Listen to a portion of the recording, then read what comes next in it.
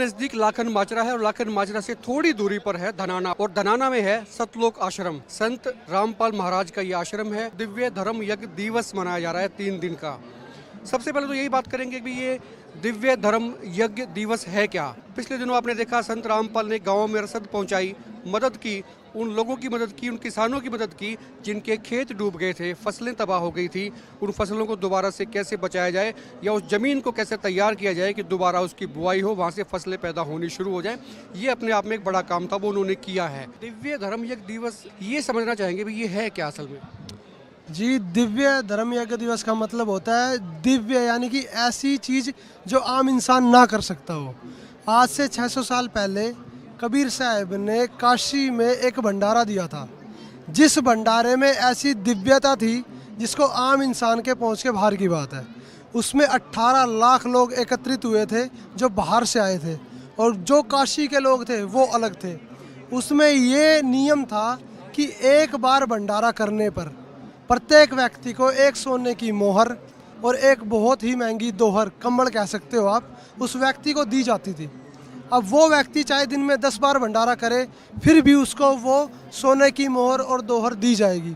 जो ऐसा भंडारा, उसमें लड्डू, जलेबी, कचौड़ी, पकौड़ी, 56 भोग थे, और ऐसा भंडारा आज तक ना तो किसी ने दिया ना कोई दे सकता। उसी भंडारे की याद में मेरे गुरुजी संत रामपाल जी महाराज ने ये भंडारा आयोजित किया है। इस भंडारे को दिव्य धर्म यज्ञ दिवस के नाम से जाना जाता है। 1 लाख से ज़्यादा की तादाद में यहाँ पर लोग हैं, अनुयायी हैं या उनके चाहने वाले, मानने वाले, जो भी आप नाम दे वो हैं। व्यवस्था कैसी होती है, क्योंकि भंडारा कहने में बड़ा आसान होता है, और जब इतने ज़्यादा लोग यहाँ पर आते हैं तो किस तरह से व्यवस्थाएं आपने की। जी, संत रामपाल जी महाराज के करोड़ों शिष्य हैं, और जब भी हमारे गुरुजी ये भंडारा और कोई भी समागम आयोजित करते हैं तो हम सेवा के उद्देश्य से यहाँ पे आते हैं, और जो भी हमारे मेहमान, जो भी जगत के भाई बहन यहाँ पे आते हैं तो उनकी सेवा में हम अपने गुरुजी के आदेश अनुसार तत्पर रहते हैं। हम पलके बिछाए उनके लिए यहाँ खड़े रहते हैं कि उनको किसी भी चीज़ की असुविधा ना हो।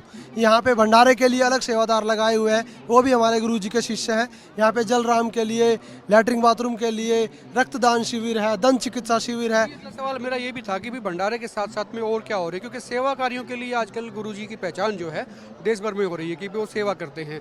पिछले दिनों फ्लड आया हरियाणा में, उन्होंने सेवा की है, सेवा भी तत्पर रूप से की। किसी ने एक बार कॉल किया तो अगले दिन उनकी टीम पहुंच जाती है, पाइप देती है, मोटर देती है, तमाम जो है ना गांव में वहाँ पे पानी निकालने की व्यवस्था की जाती है।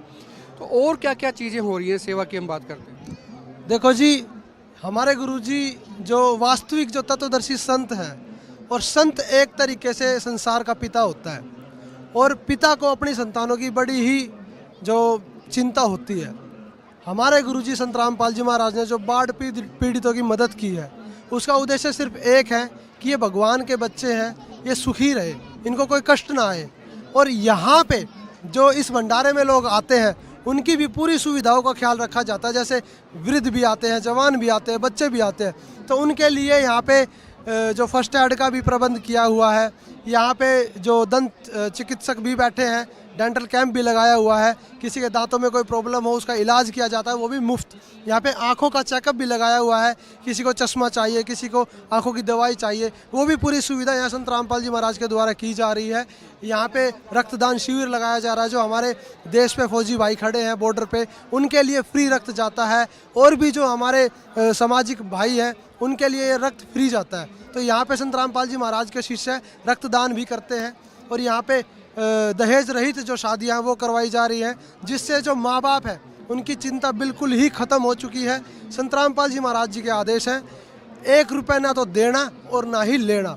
जो बेटी के पास कपड़े हैं उसी कपड़े में बेटी बैठेगी शादी पे, और 17 मिनट में परमात्मा की वाणी से उस बेटी की शादी संपन्न हो जाती है, और उसको पूर्ण परमात्मा का आशीर्वाद मिलता है, जिससे आगे भविष्य में भी उसको सुख समृद्धि मिलती रहती है।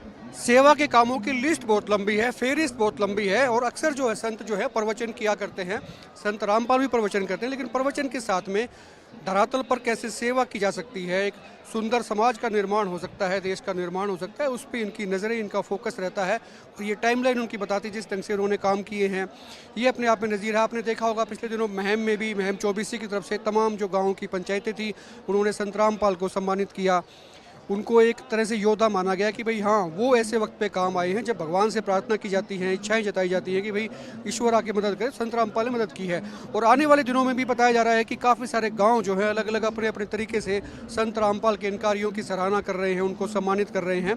ये तस्वीरें मैं एक बार फिर से आपको दिखा देता हूँ। ये बहुत बड़ा पंडाल है और ये मैन मेड मेरे ख्याल से इस क्षेत्र का, इस हरियाणा में सबसे बड़ा पंडाल माना जाता है, जो 1 लाख से ज़्यादा की तादाद में जो है लोगों को अपने अंदर बैठा सकता है। यहाँ पर बैठ के लोग प्रवचन सुनते हैं, सेवा के कार्य करते हैं और काफ़ी चीज़ें यहाँ से सीख कर लेकर भी जाते हैं।